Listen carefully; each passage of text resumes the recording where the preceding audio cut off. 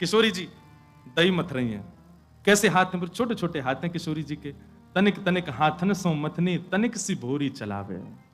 और निरख रही ब्रज नारी एक टक, निरख रही ब्रज नारी एक टक, कीरति मन हर्षावे, कीरति मन हर्षावे। अच्छा देखो, आज के युग में जिस प्रकार पढ़ाई में अच्छे नंबर लाना बहुत प्रशंसा की बात है, कोई जॉब लग जाना बहुत। ठाकुर जी के समय पे गैयान की देखभाल करने वाले इनके महाराज घर में यूं कहते, ओहो बड़े सुघड़ बालक हैं भैया, कहा गैया चरावे जामे। जैसे प्राचीन ठाकुर जी के समय पे संबंध कैसे हुए करते, कहा करे तुम्हारो लाला, हमारो लाला भैया देख लो, या की ऐसी बढ़िया करामत 100 गैयान को हंकलावे। 100 गैया, ओहो फिर तो बढ़िया है, चोरी देनी चाहिए इनके यहाँ। तुम्हारी लाली का कर ले, दही मत ले, दूध निकाल दे और मक्खन की बढ़िया हंडी में भर दे। कितनी कितनी हंडी काके मक्खन निकाल है? बोले इतने मक्खन निकाल। बोले अच्छा ने मक्खन चखा के दिखाओ। मक्खन चख, ओहो मीठो मक्खन है, तो बढ़िया छोरी है, ब्याह करा दो, इनसे ब्याह हो तो वह समय पे भैया यही काम धंधे, यही सब बढ़िया। किशोरी जी मथनी चला रही हैं, दही मथ रही हैं, मक्खन निकाल रही हैं, पूरे बरसाने में मंगल बाजे बज रहे हैं। बोले कहा, बोले वृषभानु नंदिनी आज अपने हाथन से मक्खन निकाल रही है।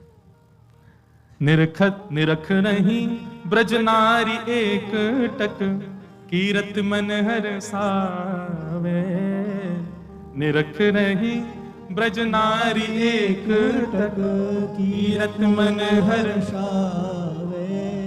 दधिमथ सुंदर लागे श्यामा प्यारी, दधिमथ सुंदर लागे, दधिमथ सुंदर लागे श्यामा प्यारी, दधिमथ सुंदर लागे। इतने में ही महाराज मधुमंगल दौड़ो दौड़ो गयो नंदगाम। लाल जी बैठे हैं कदम्ब की डाल पे। मधुमंगल ने जाके कही, लाला आज तो बरसाने में खूब मंगल है रो है। कहा है रो, आज कहा है? बोले पता ना, ऐसे सब गा रहे हैं कि भैया आज तो दधी मध्य सुंदर लागे। किशोरी जी ऐसा लगा है वो वृषभानु नंदिनी आज पहली बार दही मथ रही है, मक्खन निकाल रही है, वही के मंगल बाजे गब रहे हैं, पूरा बरसाने में आनंद दे रहा है। ठाकुर जी ने जैसे सुनी किशोरी जी मक्खन निकाल रही है, जाको भोग तो सबसे पहले हमको लगाना चाहिए, हम तो पहले कोई और खा जाए, ऐसे कैसे चले। तो बेबस भय धाये नंद नंदन, बेबस भय धाये नंद नंदन। और जैसे ही पहुंचे, अब या रूप में तो जाना सके, तो बेबस भय धाये नंद नंदन, बेबस भय धाये नंद नंदन। सखी को रूप धराए, सखी को रूप धराए। ले ब्रज की गोपीन के यहाँ बंदरन की टोली लेके जामे, ग्वालान को लेके जामे, चीके के ऊपर चढ़ के और मरकान भोक्षण विभजति सचेन नात्री भांडम विनती कहा करें। पर आज की अद्भुत चोरी करवे गए, बोले खास सखी बन के गए चोरी करवे किशोरी जी के यहाँ। बेबस भय धाये नंद नंदन, बेबस भय धाये नंद नंदन। सखी को रूप धराए, सखी को रूप धराए। अब वहां सब सखियां खड़ी हैं, किशोरी जी दही मथ रही हैं। अब सब गोपीन की छोटी छोटी कन्या आ गई हैं, ठाकुर जी भी कोई की कन्या बन के खड़े हो गए। नेक्स्ट से गोपाल जी चुनरी ओढ़े, नाक में नथनी, छोरी बनवे को तो न्यों तैयार बैठे रहे लाल जी। हमारे गिरधर लाल जी, इनके दुनिया भर के श्रृंगार करो, इतना नाटक करेंगे और जा देना इनको श्यामा सखी बनाना हो, बाद ना ऐसे तैयार है जाए, नेक में चुनरी ओढ़ लेंगे, बिंदा पहन लेंगे, नाक में नथनी डाल लेंगे और पूरा लहंगा फरिया पहन के एक बार में तैयार है जाए। हमारे बिहारी जी तो इतना सुख मिले, अब वो लहंगा ही पहने रोज, बिहारी जी रोज लहंगा पहने। पहुंच गए सामने, जाकर खड़े हो गए, छोटी छोटी सी हाथ है, किशोरी जी मतनी से दही मत रही हैं। वहां को देख करके लाल जी के जीभ में पानी आ रहा है, मुंह में पानी आ रहा है। बोले आज को मक्खन तो मैं ही भोग लगाऊंगा। इतने में कीर्ति मैया बोली, कहा कुल देवी को भोग लगाओ, कुल देवी को भोग लगाओ। हमारी लाली ने आज पैरों मक्खन निकालो, ये तो कुल देवी को भोग लगेगा।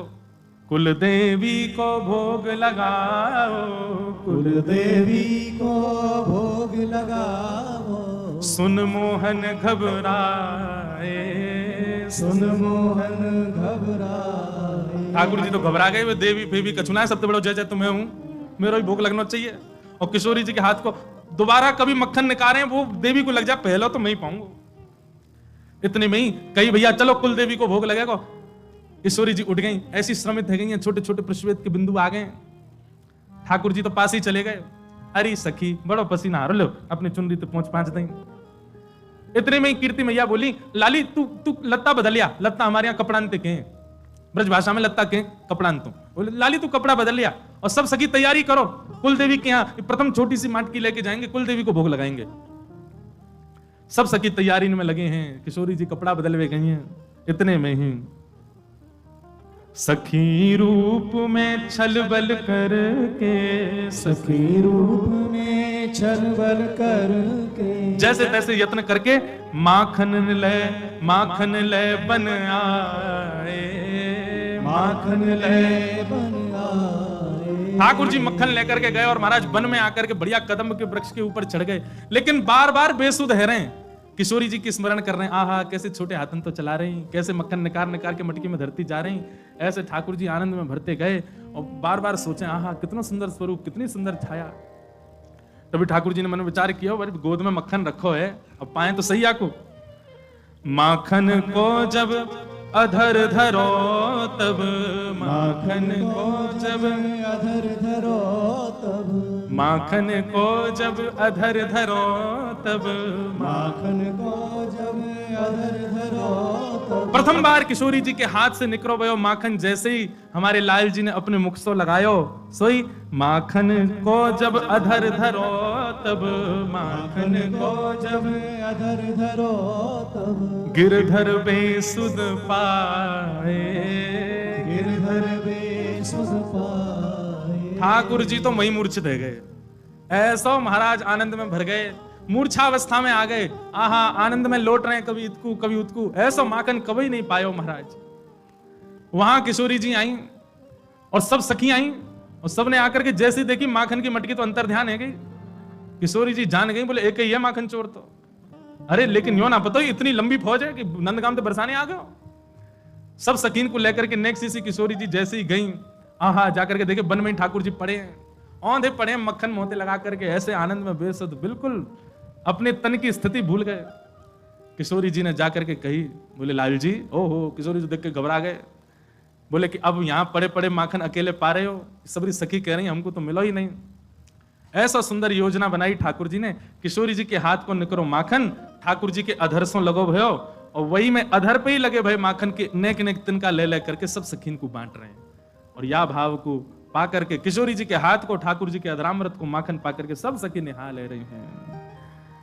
दधि मुख दधि मथ सुंदर लागे, श्यामा प्यारी दधि मथ सुंदर लागे, दधि मथ सुंदर लागे, श्यामा प्यारी दधि मथ सुंदर लागे। ऐसे लाल जी किशोरी जी के हाथ सो बने भय माखन को सुंदर चोरी कर रहे हैं। मोसों कोई ने कही, बोले महाराज जी कैसा लगेगी भावना, पर चिंतन भयो। सो लाल जी ने ऐसो चिंतन करायो, बोले ऐसे चिंतन भयो, ऐसी भावना भाई। बोले गिरधर लाल प्यारे की।